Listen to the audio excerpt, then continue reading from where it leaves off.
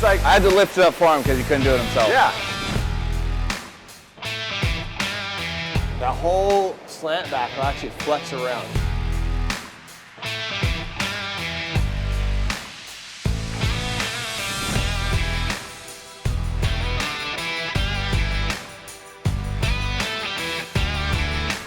Just getting rid of this and getting rid of all this bulky stuff. So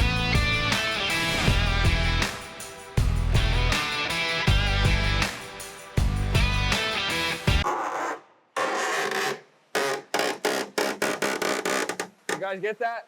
grab his friggin' lube. So this is a hot commodity back here in Fab. Anytime you need it, you can't find it. All right, that'll help a little bit. We got a pretty sick truck we're working on right now. It's actually a Humvee, slant back, fully customized. It had a Cummins conversion in there. Customer brought it to us and said, hey, I want to gut this thing and redo all of it. Duramax conversion on it. 6-passenger seating, stretch seating. We got into it and we realized the door panels are custom. The slant back is custom. He went as far as cutting out the whole back panel here and putting in a piece of glass. It's friggin' heavy. I had to lift it up for him because he couldn't do it himself. Yeah, because I'm too weak to lift that up. Thankfully, we have Grant here. He had rams on here that didn't work, so you could push a button. They actually came out of the bed and lifted this thing up. Come over here, Jason, check this out.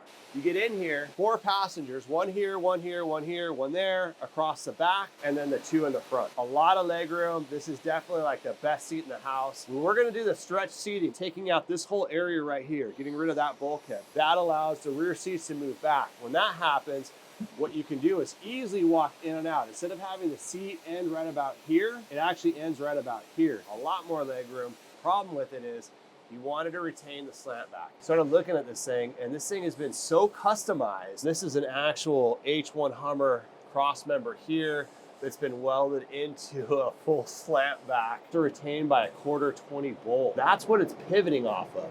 The slant back will actually flex around. Have an aluminum roof as well as an aluminum slant back coming in right now that we're gonna mount on the truck, get rid of all this old stuff and just reconfigure everything. I mean, even coming up here, you've got these mounts up here that kind of get in the way. It's a lot of work taking his customized Humvee and turning it into kind of an H1 Hummer. And we talked about selling him an H1 Hummer or finding one for him. And he's like, nah, this is my truck. I love this truck. I want to keep it. He's had it for many years. He's got military X-doors here. I never really liked the X-doors. They kind of flop around a little bit.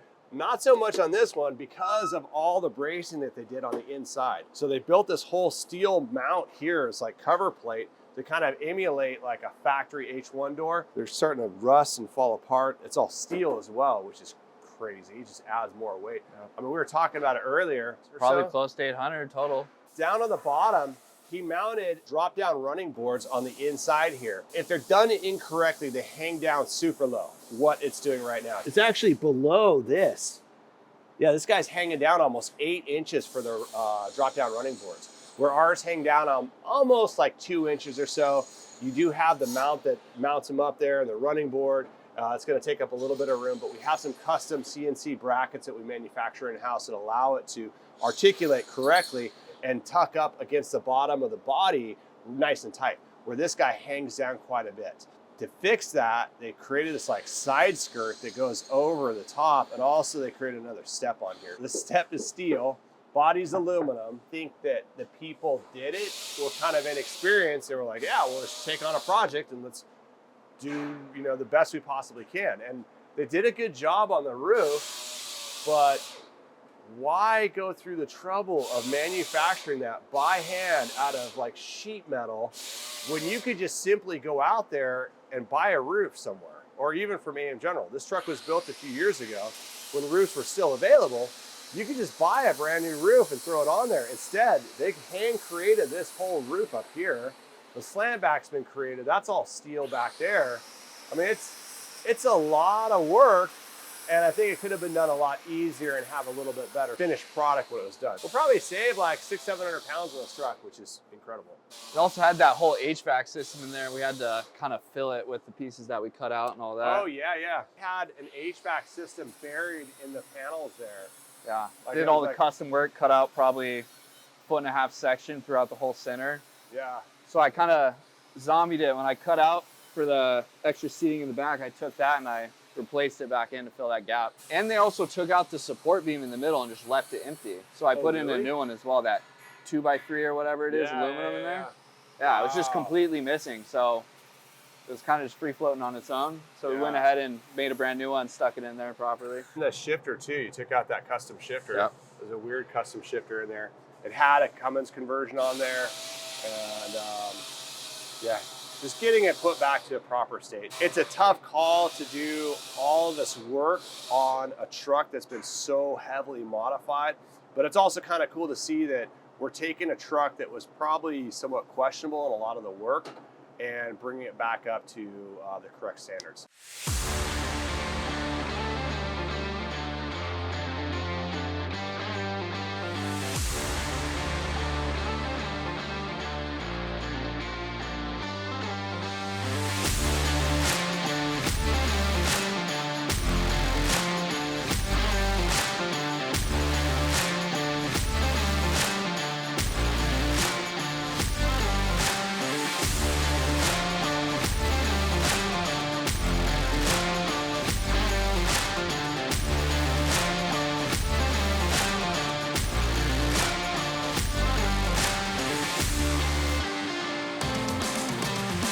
What are you working on, Jared? Well, I lost something.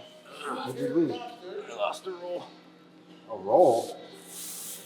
A roll of foam. See how no one gets anything done when you start filming, Jason? Is this what you guys do when Wilson's away? Only on Fridays. I was on break. You sure? Yeah, check the timestamp. I did see the timestamp. It didn't say break. It says 10:05. That's break. So if you like done anything today? You know what? I was putting some parts on and nothing fucking fit. I had to drill out the holes because they didn't line up. Sounds like a personal problem, bud. Okay. You know what? What? This is awkward. You almost took them out. This is really hot, but this is the correct angle. Sure. Randy approved. Break time, Jason. Go away.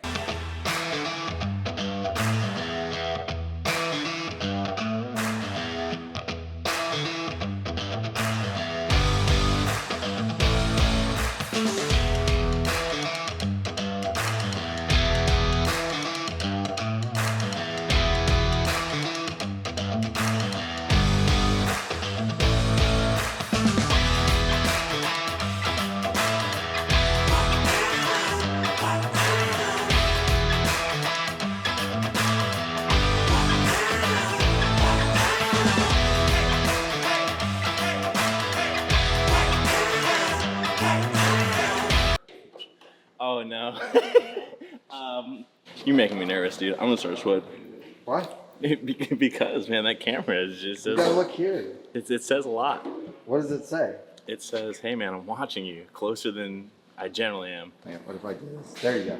Now I'm not so close. Okay, let me take off the beanie. I feel a little more personal now. I'm Shane.